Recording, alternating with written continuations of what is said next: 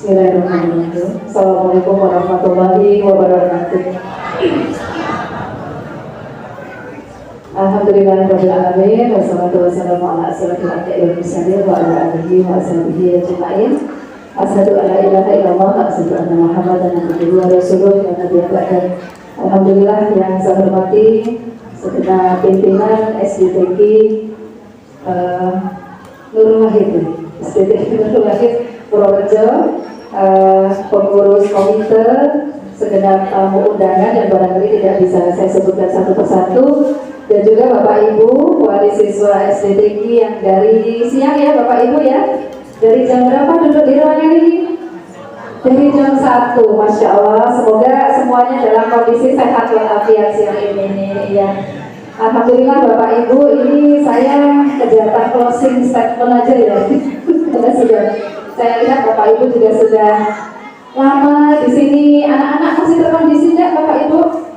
Masih terkondisi? Iya, Alhamdulillah. Izin saya diamanai oleh Ustadzah Umi untuk siang hari ini nanti sharing bersama Bapak Ibu tentang bagaimana mendampingi anak-anak menjelang masa pubertas ya, menjelang masa balik mereka.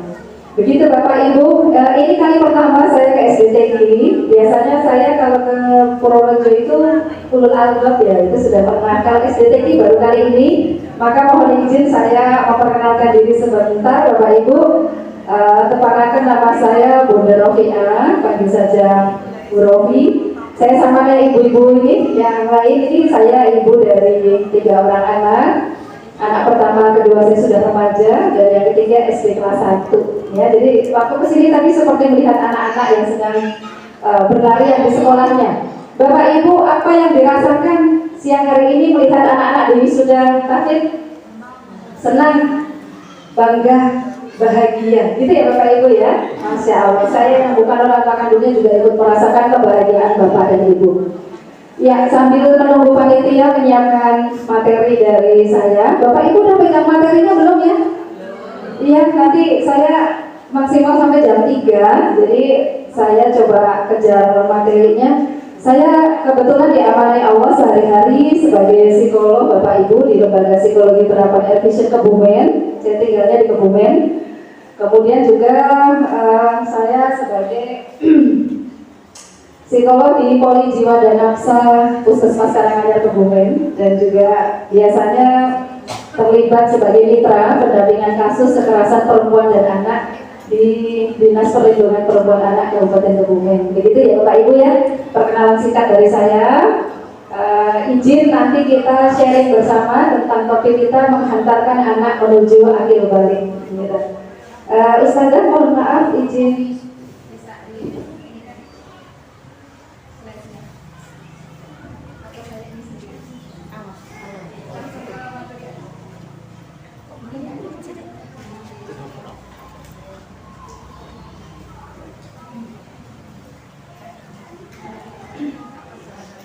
Ya, Bapak Ibu, yang pertama ya, saya ngejar materi ya, sampai jam 3 ya Bapak Ibu ya, karena jam 3 udah asar ya. Ini udah asar, berarti saya udah harus selesai ini. Iya, mohon maaf ya Bapak Ibu ya, saya mengikuti prosesi dari awal tadi ya. Yang pertama, kita anak-anak kita ini kan anak-anak generasi apa kira-kira? Anak-anak lahirnya tahun berapa Bapak Ibu?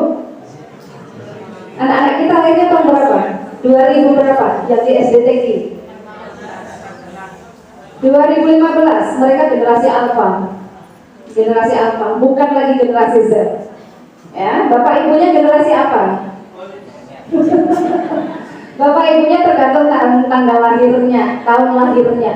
Nah ini kenapa saya di awal saya sampaikan, semakin jauh jarak kita dengan anak kita, biasanya kadang kita mengobrol dengan anak semakin gak nyambung.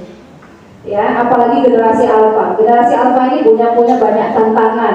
Padahal kita berharap anak-anak kita ini nanti tumbuh menjadi anak-anak generasi emas. Ya, generasi emas itu apa Bu? E-nya energik.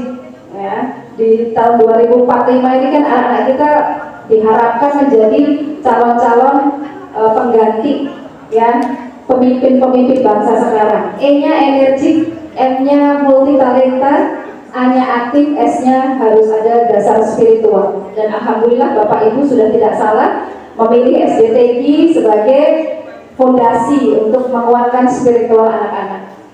Nah, hanya wajah negeri kita saat ini itu sudah mengerikan Bapak Ibu.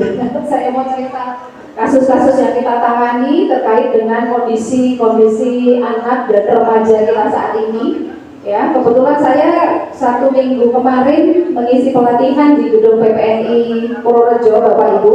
Itu pelatihan trauma healing ya untuk mereka-mereka yang terlibat dalam penanganan kasus kekerasan pada anak. Nah, satu kasus yang kemarin kita dapati adalah kasus anak SD kelas 1, ya, kasus anak SD kelas 1 yang dia menjadi korban pelecehan seksual, ya, yang kita menyebutnya incest. Bapak Ibu tahu incest ya? Incest itu hubungan seksual saudara sekandung, ya, bisa anak dengan bapak kandungnya, bisa adik dengan kakaknya, atau ibu bahkan dengan anak laki-lakinya. Dan ini kasusnya nggak sedikit, ya.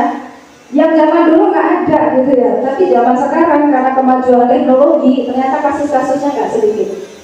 Ya, bahkan dari tahun 2013 anak usia 10-11 tahun hamil di luar nikah mencapai 600.000 kasus. Ini data diambil di 17 kota besar di Indonesia. Ya, dari Komisi Perlindungan Anak Indonesia. Data laporan kasus bayi dibuang dan dibunuh Bapak Ibu dari tahun ke tahun selalu ada kasus. Ya, padahal yang namanya Pak Sutri menikah pasti harapannya punya apa Bapak Ibu? Keturunan. Tapi sisi yang lain ada bayi yang dilaporkan dibuang. Bapak Ibu apakah pernah mendengar di sekitarnya juga ada kasus serupa? Nah, ini sungguh sangat mengerikan. Belum lagi kasus yang begini Bapak Ibu. Apa ini?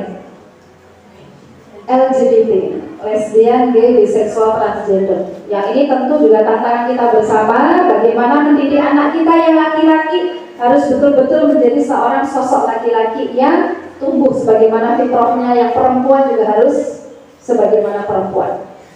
Nah, kemudian kasus yang ini Bapak Ibu, ini saya nyuplik sedikit kasus-kasus yang biasanya kami tangani sehari-hari. Yang ini kasus self-harm namanya. Self-harm itu perilaku menyakiti tubuhnya sendiri sebagai bentuk mereka bingung ketika punya masalah, nggak tahu jalan keluarnya kemana. Maka uji cobanya ke sini Bapak Ibu.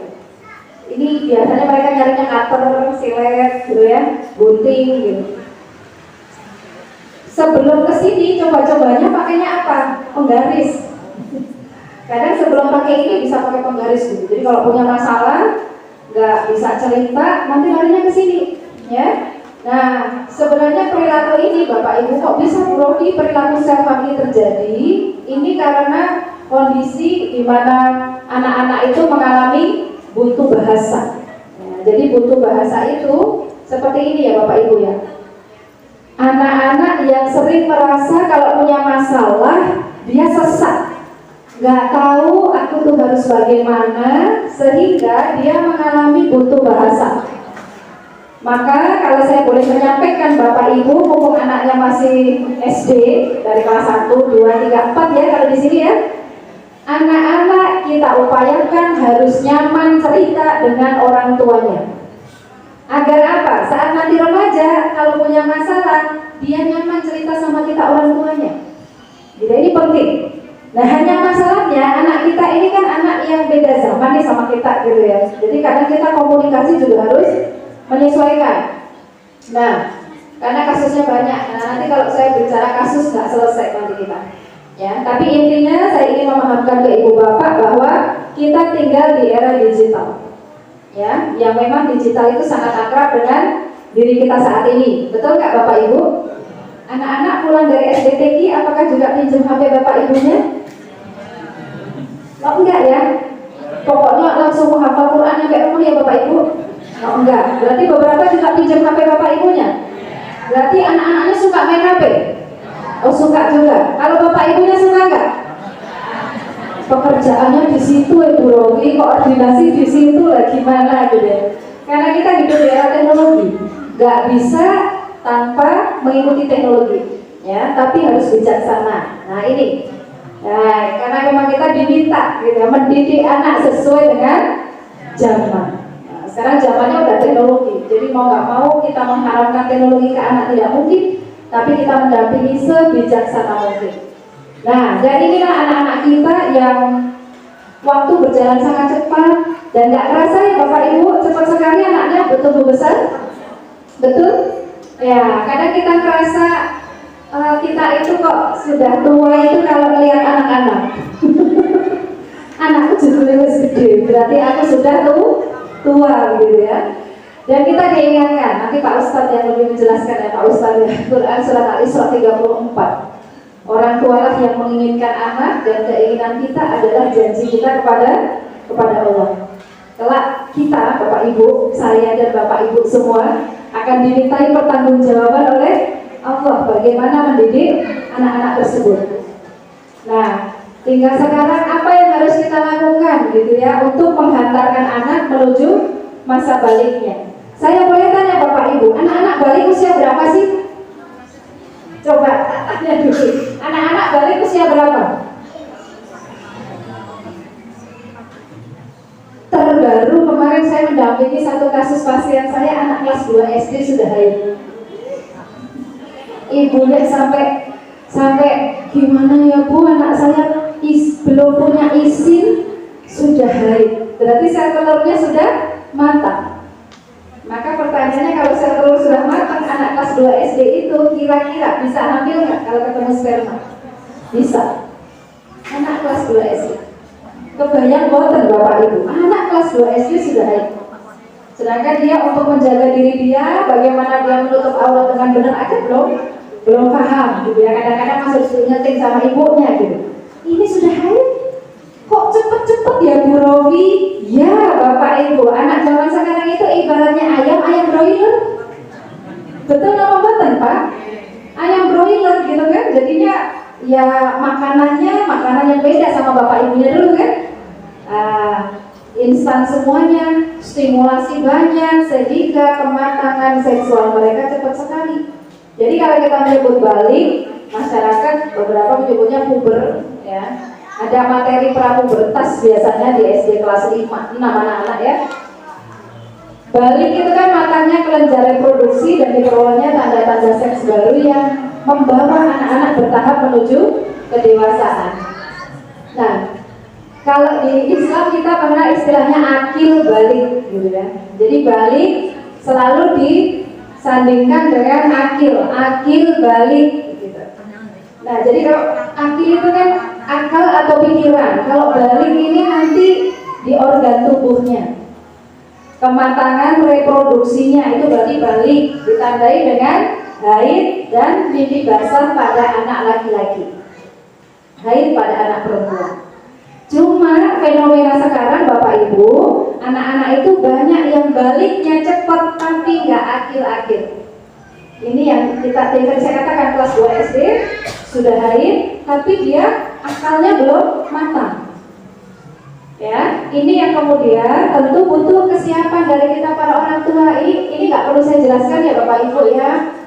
Ya intinya kalau kita mau ngecek anakku baliknya kapan, ya dicek. Nanti kan ada tanda balik sekunder. Sekunder itu berarti dari ciri-ciri tubuhnya. Baik laki-laki, perempuan, nanti googling sendiri aja ya. Materi nanti tak copyin panitia Bapak Ibu, bisa di-share di grup kelas masing-masing deh. Ini. Nah, kalau tanda balik ya yang primer ya kayak gini. Laki-laki mengalami mimpi basah, perempuan mengalami haid. Dan konsekuensi dari datangnya akil balik tentu ada perubahan fisik, emosional, mental, dan intelektual Bapak Ibu. Ya. Nah, jadi kalau kita bicara pubertas, akil balik ini sebenarnya kan kayak pintu gerbang gitu Bapak Ibu.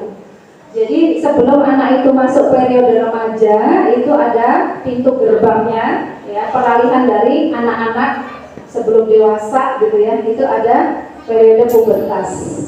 Nah, hanya masalahnya ternyata di materi menyiapkan akil balik itu tidak semudah yang kita bayangkan. Karena apa?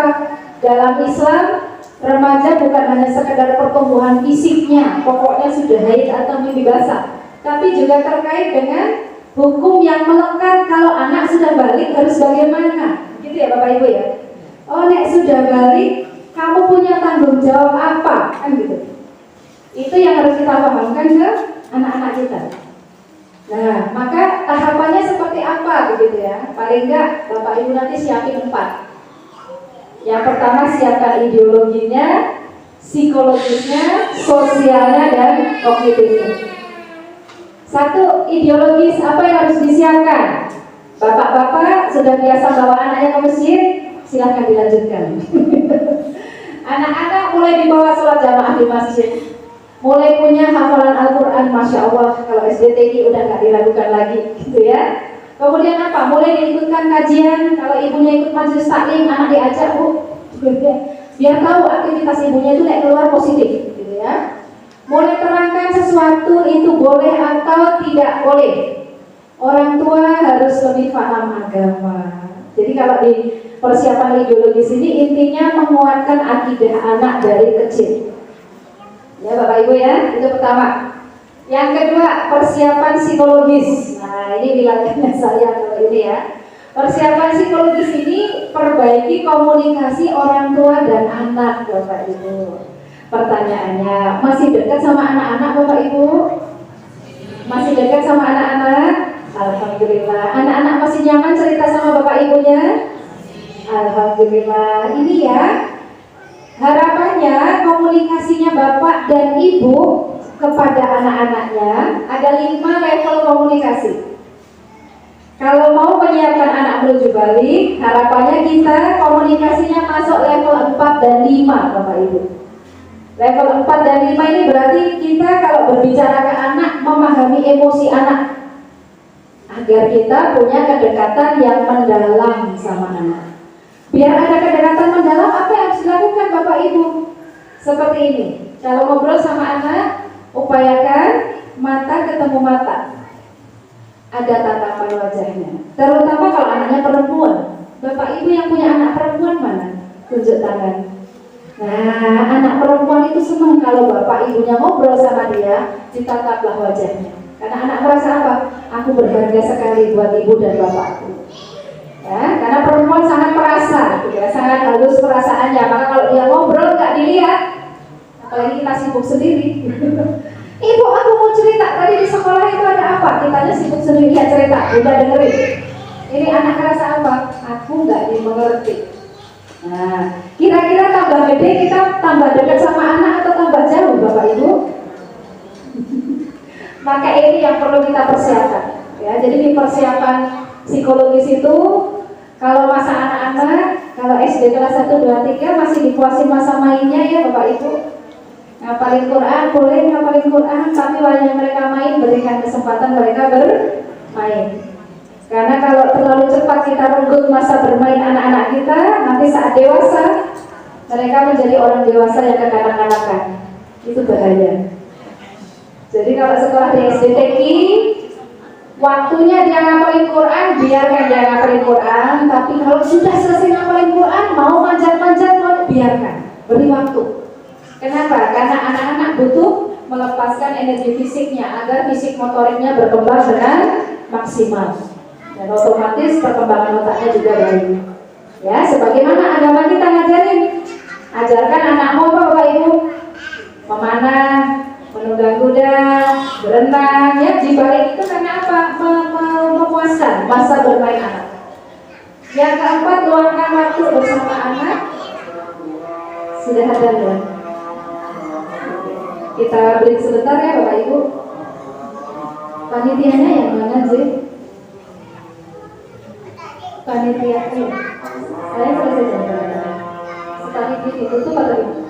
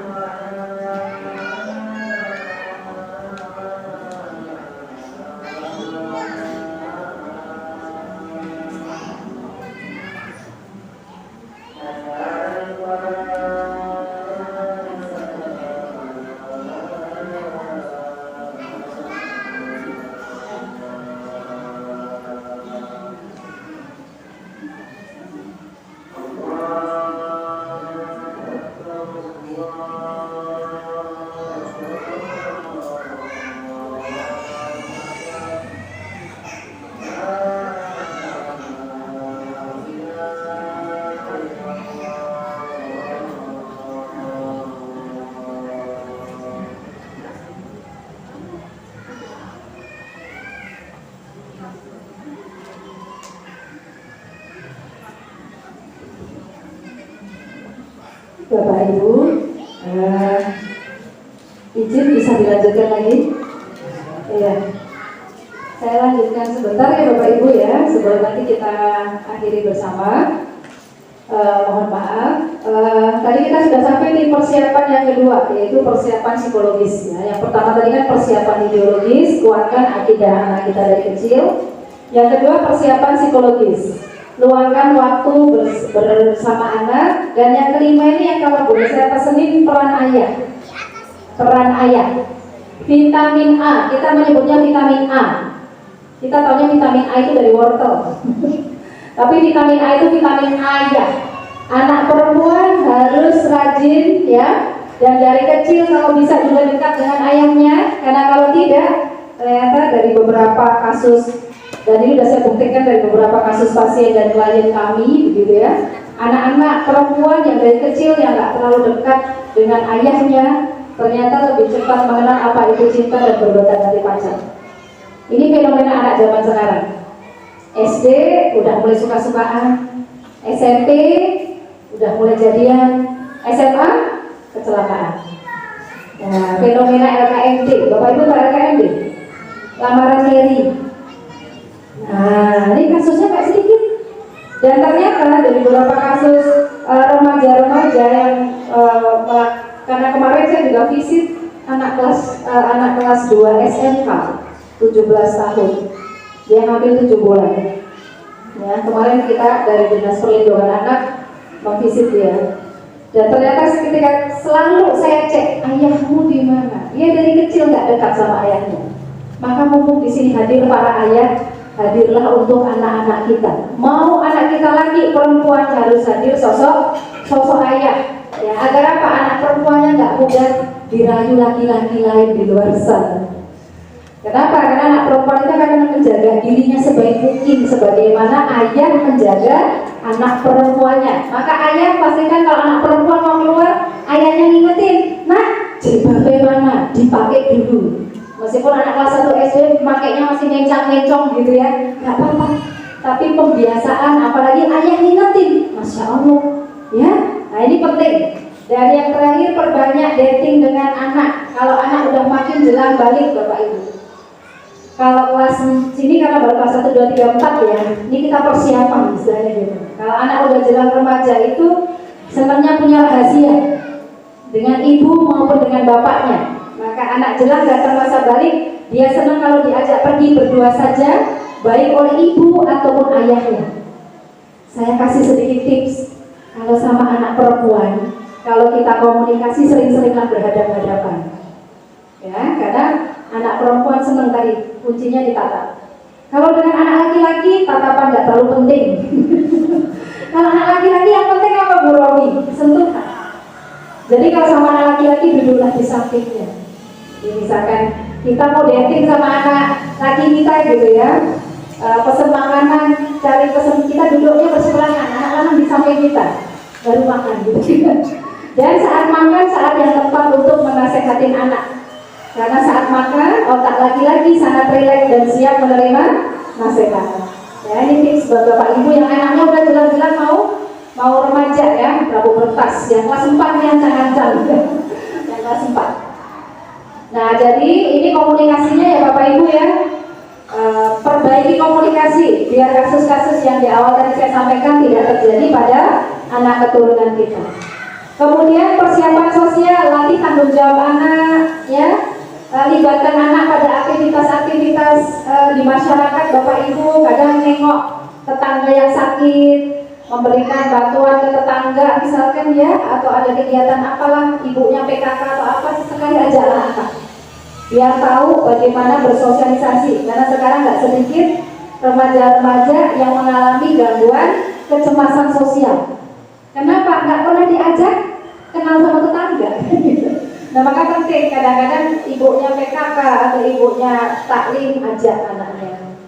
Kemudian kognitif. Nah, ini di kognitif ini biasakan anak kalau mau ada perlu, dia tahu mau ngapain. Jadi kalau melakukan sesuatu itu tidak sia-sia. Kakak mau pergi, perginya kemana? Tujuannya apa? Kira-kira butuh waktu berapa lama? Boleh nggak itu diskusi sama anak? Boleh sekali dan harus. Jadi termasuk mohon maaf anak-anak yang terbiasa pergi malam. Nah, ini beberapa kasus pasien kami kalau sudah kenal jam malam itu agak sulit dikontrol. Anak yang terbiasa kalau habis maghrib ke atas malah pamit sama orang tuanya, itu nanti dikontrolnya sulit. Nah, kenapa remaja-remaja suka keluar malam? Karena nggak nyaman lagi di rumahnya sendiri, nggak pernah ngobrol sama ibu bapaknya sendiri, enaknya ngobrol di perempatan sama teman-temannya itu. Nah, maka kuncinya di kita sebagai orang tua. Jadilah orang tua yang nyaman untuk anak bercerita kepada kita, dan mumpung masih SD ini. Ya, ini kalau masih SD masih enak sekali dibentuk. Itu kemudian selanjutnya tentang persiapan.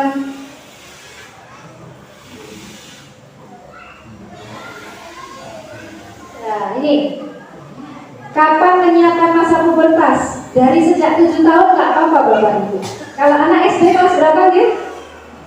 SD itu anak-anaknya berarti usia berapa? 7 tahun. Mulai dari sini bisa. Mulai diajarkan perintah sholat ketika 7 tahun. Itu kan sudah sedang menguatkan akidah ya Bapak Ibu. Jadi ngajarin balik ke anak itu tidak ujuk-ujuk, tapi dicicil. Bahkan dari sejak mereka kita kenalin sholat, berikan corrective action. Corrective action itu hukuman, konsekuensi, tapi yang penting jangan hukuman yang menyakitkan fisiknya. Ya. Kemudian juga tidak dibenarkan melihat aurat orang lain. Ini penting. Misalkan ibu-ibu gitu ya, atau bapak ganti baju, anaknya nguntit di belakang, diajarin maaf, tidak boleh. Termasuk anak kecil, mohon maaf ya, anak kecil kadang SD mau pipis rame-rame pipisnya, boleh nggak Bu? Kadang anak SD begitu, mau kemana mau pipis, temenin aku yuk, tapi aku temenin di kamar mandi bareng-bareng, boleh tidak? Ini yang nanti diajarkan juga ke anak-anak ya. Ini bagian dari pendidikan menjelang masa balik.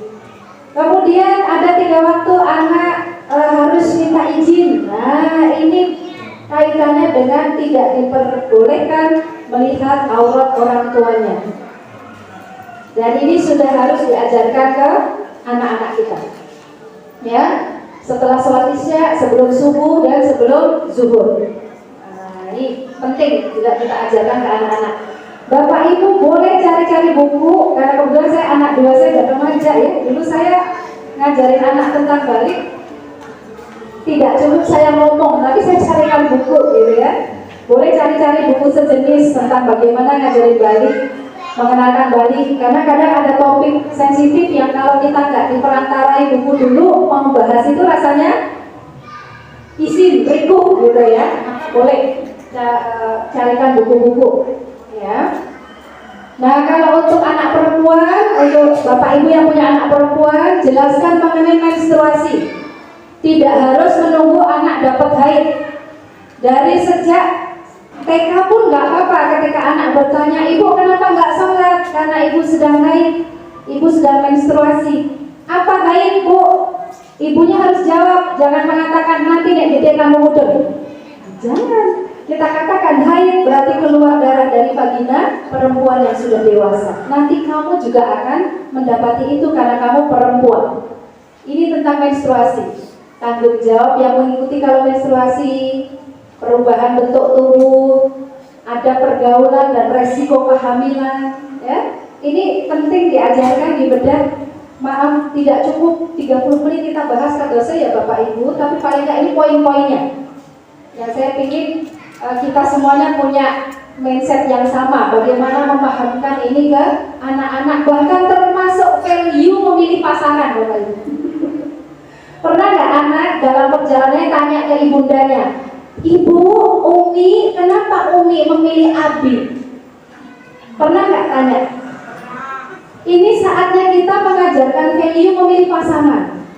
Karena ayahmu muslim. Yang kedua, ayahmu sholat 5 waktu. Yang ketiga, ayahmu nggak merokok, misalkan. Itu value nggak? Yang itu nggak bisa nanti saya ajarin anak saya sudah mulai mencari jodoh. Dari kecil bahkan value memilih pasangan lewat obrolan sehari-hari. Bapak pernah nggak ditanya sama anaknya, Bapak kok milih ibu dulu kenapa? Pernah boten Pak? Dalam obrolan yang ringan, maksud saya kan gitu. Maka kalau kita nggak dekat sama anak, bagaimana anak mau tanya ke kita? Kan gitu ya? Maka kuncinya dekatlah sama anak-anak. Pada anak laki-laki, ajarkan tanggung jawab, perubahan fisik, ada bergaul, memilih pasangan, bahkan ya lewat obrolan-obrolan sederhana. Oke ya, detailnya nanti dibaca sendirilah Bapak Ibu ya. Terus siapa yang ngajarin? Tanya gitu. Yang ngajarin anak tentang balik siapa? Ayah ajarkan ke anak laki-lakinya. Ibu ajarkan pada anak perempuannya. Karena ibu mengalami haid, maka ibu yang lebih detail menjelaskan haid ke anak perempuan. Kalau bapak mengalami basah, pasti akan detail mengajarkan ke anak laki-lakinya. Bagaimana kalau single parent? Single parent itu bisa jadi pasangannya meninggal atau pasangannya LDR kalau pulang lama banget. Kan single parent. Nah, maka minta tolong kerabat terdekat. Bagaimana jika kerabat nggak ada dipercaya? Guru. Minta tolong guru. Kalau gurunya nggak ada akhlaknya baik, masalah. Maka alhamdulillah Bapak Ibu udah tepat nih milih SDTQ paling enggak. Di sini ada ustadzah yang kita percaya untuk bagaimana nanti mengajarkan tentang konsekuensi baik kepada anak-anak kita. Begitu ya Bapak Ibu ya? Oke. Nah, hal penting yang harus dilakukan orang tua, satu, punya visi yang jelas dalam keluarga, punya pemahaman agama yang baik. Jadi jangan cuma anaknya yang belajar Al-Quran, Bapak Ibunya mari sedikit-sedikit kita juga belajar. Kemudian semangat, komitmen, sinergi positif sama pasangan, cara berkomunikasi yang baik dibangun, dan sabar dalam menjalani proses. Karena setiap anak akan ada perubahan-perubahan, dan tentu kita juga cara komunikasinya nanti menyesuaikan perubahan usia anak. Jadi konklusinya, kita langsung konklusi ya. Remaja membutuhkan apa? Satu, dukungan atau support dari kita orang tuanya. Yang kedua, butuh bimbingan dan kedekatan orang tua. Kalau dari teori ilmu kesehatan jiwa Bapak Ibu, manusia itu kalau ingin sehat jiwa raganya, sehari butuh disentuh oleh orang yang dia sayangi, bapak, ibunya, sehari minimal 4-12 kali sentuhan. Berapa kali Bapak Ibu? 4-12 kali sentuhan. Hari ini Bapak sudah menyentuh anaknya berapa kali? Berkali-kali, alhamdulillah ya. Pokoknya sesibuk-sibuknya kita minimal 4 kali itu harus sentuh anak. Jangan sampai sama anak serumah gak pernah menyentuh, apalagi ngobrol juga gak pernah. Maka nanti apa? Lama-lama jiwa anak gersang. Kalau udah gersang gak mungkin dekat sama orang tua. Kalau udah gak dekat, mau kita ceramah setengah jam di depan anak, didengerin anak gak? Enggak. Ya, maka sebelum kita menunjukkan nilai moral, sebelum kita menunjukkan arah yang benar ke anak, kunci pertamanya kita dekat dulu sama anak, mendekatlah ke anak. Tapi kan saya sibuk Bu, saya harus kerja. Iya, karena kita harus memastikan dapur pun kita bekerja. Tapi anak tidak hanya butuh materi dari kita, ya. Ada hal yang juga sangat penting kita jaga, bagaimana kita dekat ya, agar nanti bisa memberi nasihat ke anak-anak. Kenapa Bu Romi? Karena masing-masing kita nanti akan bertanggung jawab atas kepemimpinan kita, dan nanti kita bertanggung jawab di hadapan Allah. Itu ya Bapak Ibu dari saya, semoga bermanfaat.